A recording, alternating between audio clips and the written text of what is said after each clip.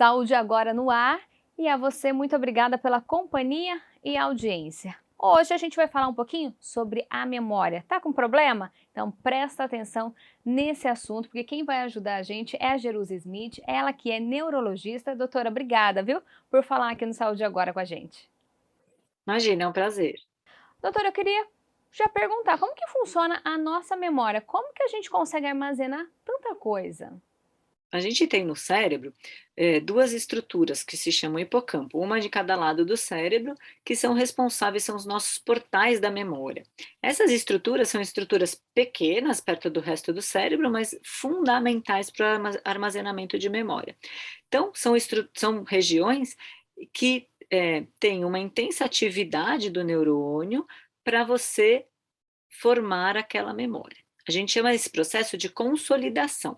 Então, uma memória, ela fica nessa estrutura, que é o hipocampo, por muito tempo, às vezes anos até, e depois ela é transferida para outras regiões do cérebro. A gente consegue formar várias memórias porque nosso cérebro é com muitos neurônios e a memória vai ser consolidada em diversas regiões a depender do tipo de informação daquela memória. Mas essa estrutura que é o hipocampo, ela é fundamental para esse processo de consolidação e armazenamento futuro da memória. E o que acontece quando a pessoa começa a perder a memória? Normalmente está associado a alguma doença ou é uma falta de atenção, um estresse, um sono que não está legal? Isso vai depender muito da faixa etária. Então, a gente sabe que após os 60 anos, especialmente após 65 anos, a prevalência das doenças associadas à memória começa a aumentar. A principal delas é a doença de Alzheimer. Em indivíduos mais jovens, a maioria das vezes, essa queixa de memória está mais associada a, como você falou, distúrbios de sono, às vezes distúrbios de humor, depressão, ansiedade, que levam mais a uma falta de atenção. Mas o indivíduo sente aquilo como uma falta de memória também. Né? Agora, a gente tem que ver, a faixa etária ela é muito importante para a gente pensar no que está fazendo o indivíduo se queixar de problema de memória. A gente está falando aí de adulto. E criança pode ter problema de memória também? Ou isso não atinge elas? Criança é mais difícil ter um problema de memória propriamente, né? Existe o transtorno de atenção, de déficit de atenção e hiperatividade, que é comum na faixa etária de criança. Existe dislexia, que pode dar um prejuízo no aprendizado da criança na escola, mas ter um distúrbio de memória especificamente para a criança é muito, muito incomum. E doutora, quando procurar um especialista? Assim, procurar um especialista para o jovem, eu indicaria quando ele percebe que o humor dele não está bom, né? Ou que aquele tem um prejuízo mesmo nas atividades dele, a memória dele está tão, né, prejudicada que ele não consegue trabalhar, não consegue fazer seus compromissos sociais na família. Para o idoso, o idoso tem que ter um pouco mais de alerta, vamos dizer assim. Então, se o idoso percebe que essa perda de memória ela tá mantida, quer dizer, ele percebe que ela vem se instalando ao longo dos meses, no último ano isso piorou, por exemplo, é um fator que deve o idoso procurar ajuda médica.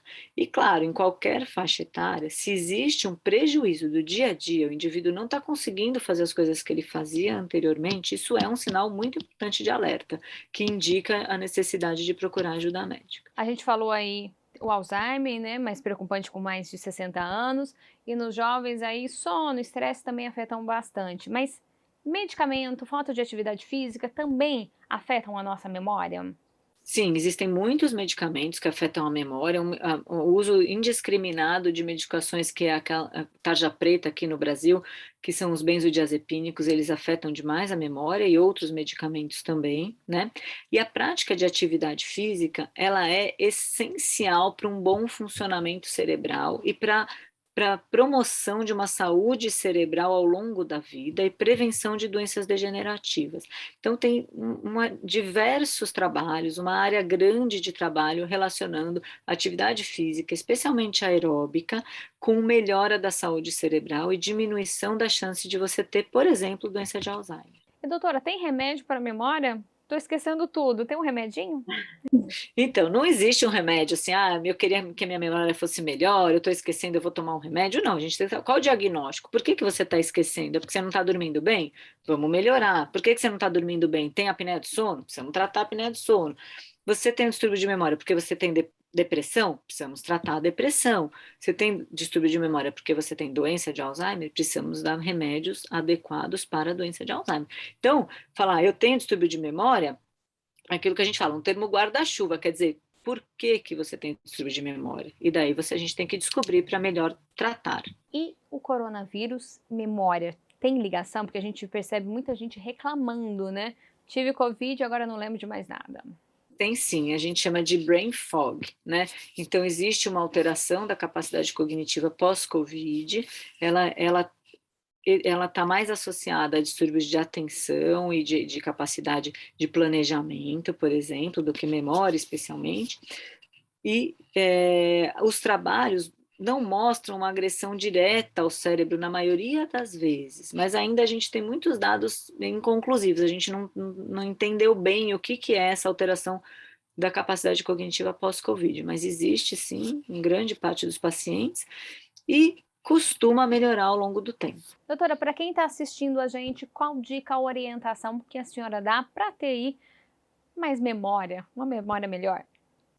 A dica é assim, manter-se fisicamente ativo, manter-se mentalmente ativo. Então vamos supor, eu me aposentei e estou mais em casa, fico mais na televisão. Não pode. Você se aposentou, tenta procurar um curso de inglês, tenta procurar um curso de yoga, que é outra coisa que ajuda bastante na memória, um curso de instrumento musical. Procure um novo aprendizado. Volte a ler. Muita gente vê que muitas pessoas acabam se acostumando com TV e não lê mais. Pega um livro, vai ler um livro. Então, coloca o cérebro para pensar, ative o cérebro, mantenha-se socialmente ativo, não faça uma reclusão social. A gente está em tempos de pandemia, Jerusa, eu não posso sair de casa, né? Tudo bem, mas ligue para as pessoas, faça uma videochamada, fale com seus amigos, evite se isolar socialmente. Cuide de todos os fatores de risco da sua saúde. Então, cuide de pressão alta, cuide do diabetes, cuide do colesterol, da tireoide. Tenha uma alimentação saudável, isso é muito importante. Tem vários estudos mostrando que uma alimentação saudável é boa para o cérebro, é melhor para o cérebro do que uma alimentação rica em gordura, rica, né, em sal. Então, são essas as principais dicas que eu posso dar para você preservar o seu cérebro, especialmente para o futuro. Doutora Jerusa, muito obrigada por falar com a gente, viu? Nada, imagina, à tua disposição. Foi um prazer. Doutora Jerusa, então, mais uma vez, obrigada. A você de casa também, muito obrigada. A gente se vê na próxima semana. Tchau!